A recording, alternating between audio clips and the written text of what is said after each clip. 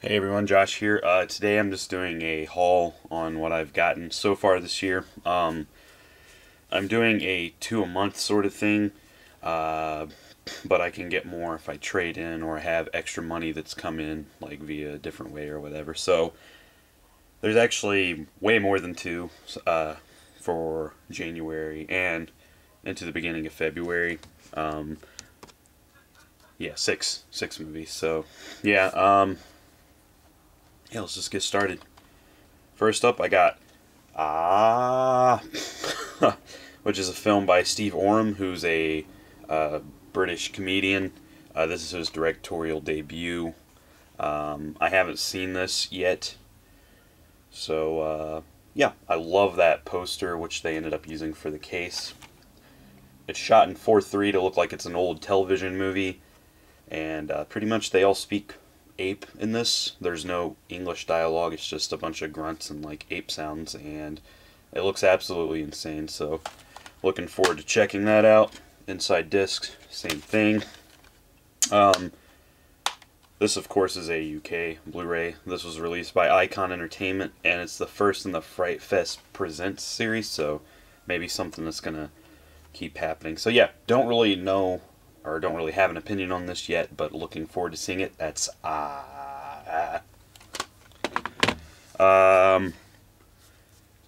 yeah, next we have two more UK releases.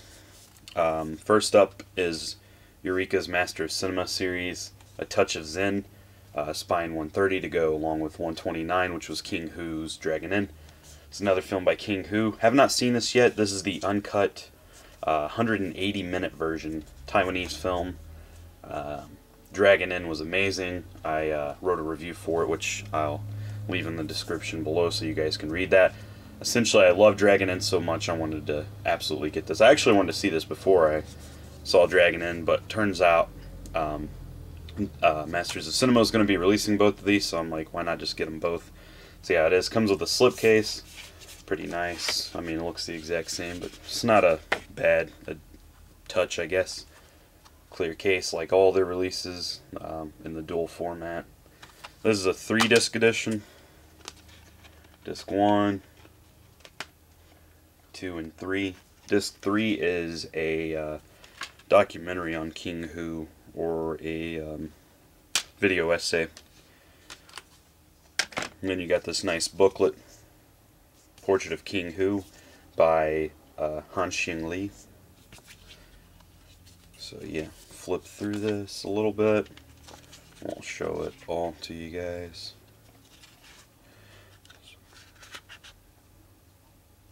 Yeah, Sammo Hung is actually in this. Turns out he's in Dragon Inn. I didn't notice him. I'm a big fan of the guy. I didn't see him in there at all, so he must have just been one of the baddies or something. But yeah, he actually has like a role in this, and I saw a screenshot of him, so looking forward to seeing him in this. And I cannot wait to check this out. Touch of Zen. Next is the one I am most excited about, so that would be Hanabi, or Fireworks as it's known in English.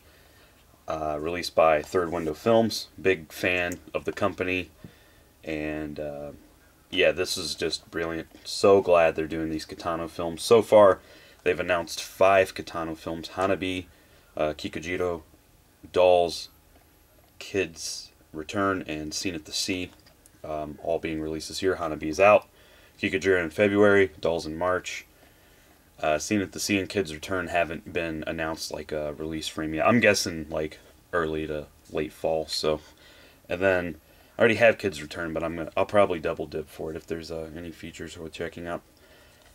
But yeah, this has a commentary by Mark Schilling, who wrote for the Japanese Times back in the day, and it's got a documentary from the original release of the film.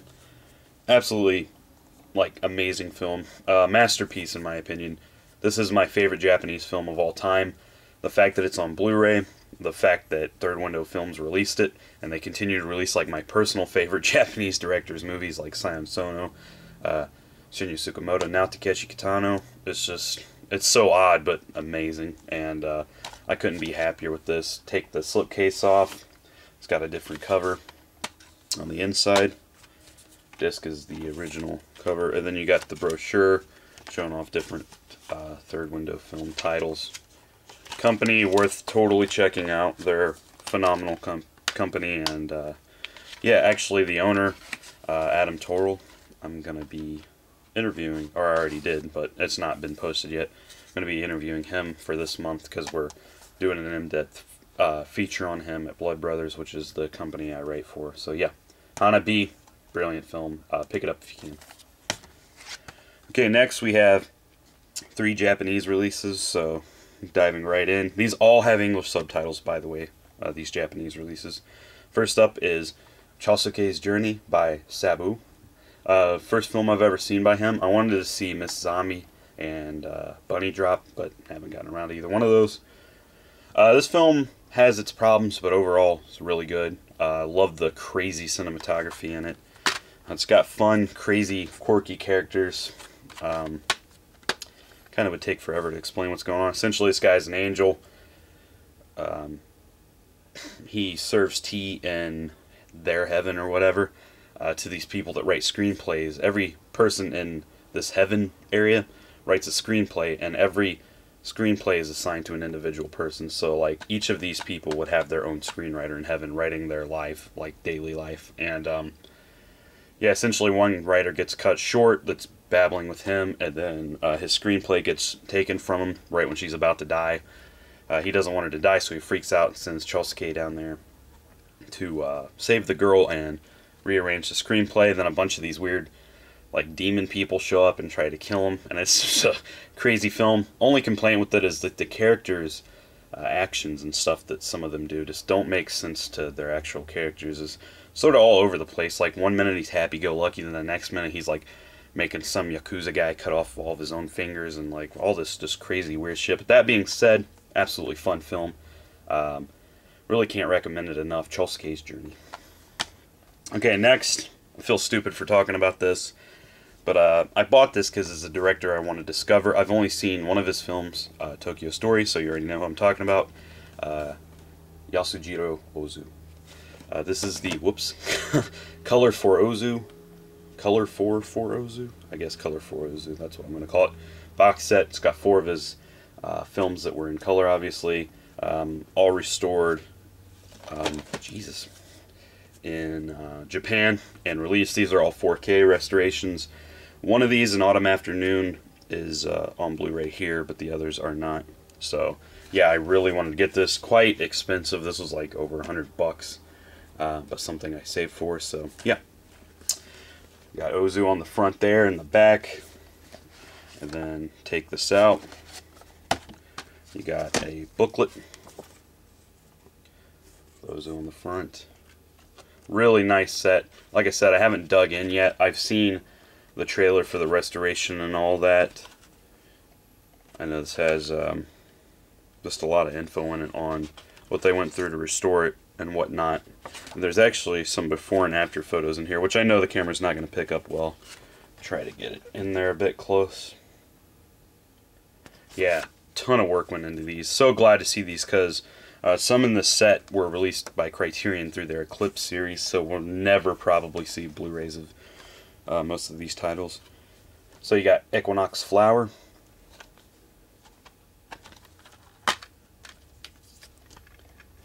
Each of these come with like little postcards.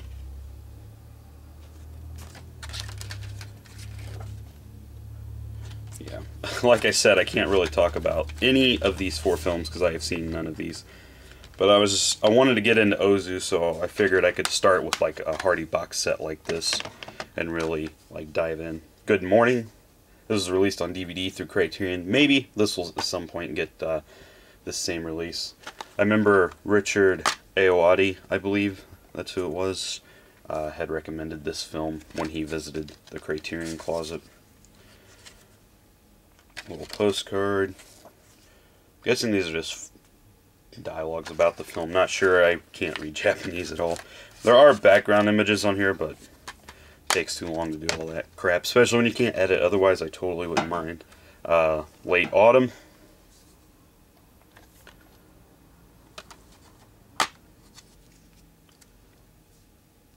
Again, got your postcard. And then another I'm guessing forward about the film. I'll show that. It's each of these has the character's face. Hopefully you guys can see that. But yeah, it is a really nice set. I'm really glad I bought it. Can't wait to dive in, like I said a few times already. Really just looking forward to seeing Ozu more. And then, lastly, one that Criterion has released on Blu-ray, An Autumn Afternoon.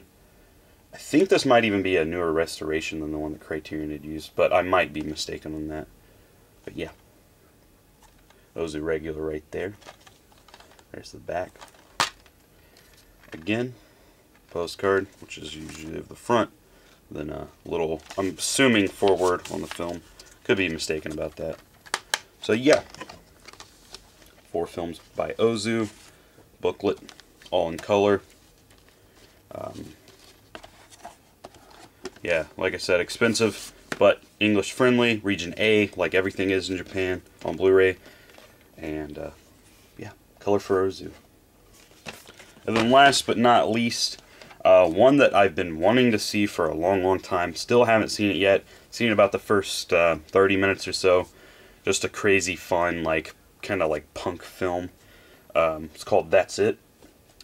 I'm not sure what it's called in Japanese, but I knew recently, but I've already forgotten. Soredake? No, I think that's just the company. Anywho, yeah. A really cool film by the guy who directed Ishigakuryu. He directed like Electric Dragon, 30,000 Volts, Is Anyone Alive, Burst City. Just a really well-known cult director in Japan. And I've only seen 30,000 Volt Dragon or whatever it's called, which is an insane film. And so, yeah, I saw the trailer for this a long time ago. I thought it looked amazing. Never thought that it would get a release. I mean, I knew it would get released one day in Japan. Didn't think it would have English subtitles, and I didn't think it had English subtitles because I saw the pre-order up for a long time. And then I was looking through their Facebook page and was doing like translations and stuff, like through different sites, and then just happened to discover that this release has English subtitles. So, but anyway, it's got music by the Bloodthirsty Butchers. Don't really know anything about them. I wish I knew these people's names. Yeah, Go Ayano's in this, right there. Famous actor. He was in The Light Shines Only There, which is a film I like a lot. Shota Somatani, he's the main actor. Dude's in like everything, like literally. Like every time I turn around, he's in like 5 more movies. He was in Himizu, Tokyo Tribe recently, Wood Job, like pretty much everything, like I said. Both the Parasite films. And also stars Kiyohoko Shubakawa, which is this fellow right here.